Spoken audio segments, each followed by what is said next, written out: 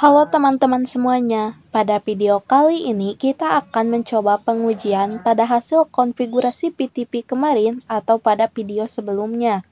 Nah, di sini langsung saja masuk pada switch yang pertama, kemudian masuk pada mode Global Configuration. Setelah itu kita cek VLAN-nya dengan memasukkan perintah do show VLAN brief, lalu enter. Nah, di sini VLAN-nya semuanya masih default atau belum kita konfigurasi atau kita belum membuat VLAN.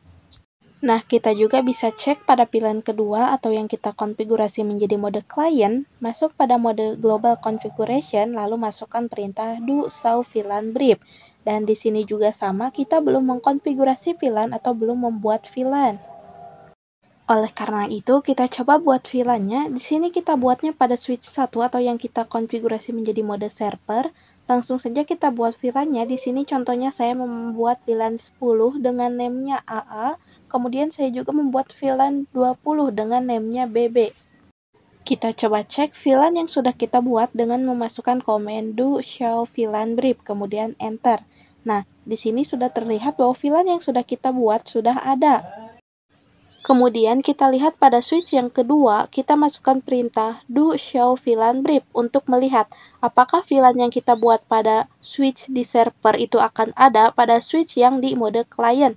Nah, di sini sudah terlihat bahwa switch yang kita konfigurasi pada mode server itu juga ada pada mode client. Kita juga coba cek pada switch yang ketiga yang kita juga ubah pada mode client. Di sini kita lihat apakah VLAN yang kita konfigurasi atau buat pada mode server akan ada di sini. Masukkan perintah show VLAN brief lalu enter. Nah, di sini juga sudah ada VLAN yang sudah kita buat. Nah, untuk yang mode transport ini atau switch yang keempat itu tidak akan ada VLAN yang kita buat pada server. Karena untuk switch mode transport itu tidak mengikuti yang konfigurasi server ataupun klien. Switch mode transport itu hanya sendiri. Kita coba cek do show VLAN brief atau show VLAN brief. Nah, di sini bisa dilihat bahwa VLAN-nya tidak ada.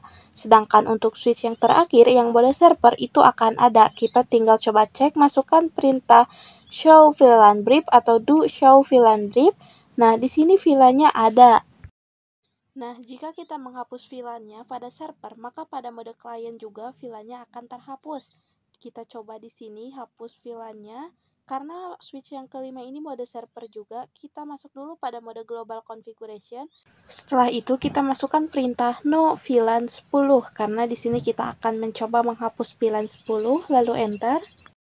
Setelah itu kita coba cek lagi VLAN-nya dengan memasukkan komen do show VLAN brief lalu enter. Nah, di sini bisa terlihat bahwa VLAN 10-nya itu sudah terhapus. Kita coba masuk pada switch mode client, yaitu switch yang ketiga.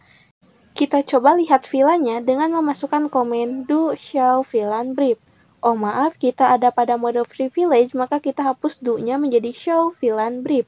Nah, di sini bisa dilihat bahwa VLAN 10 itu sudah tidak ada, karena switch mode client akan mengikuti konfigurasian pada switch mode server.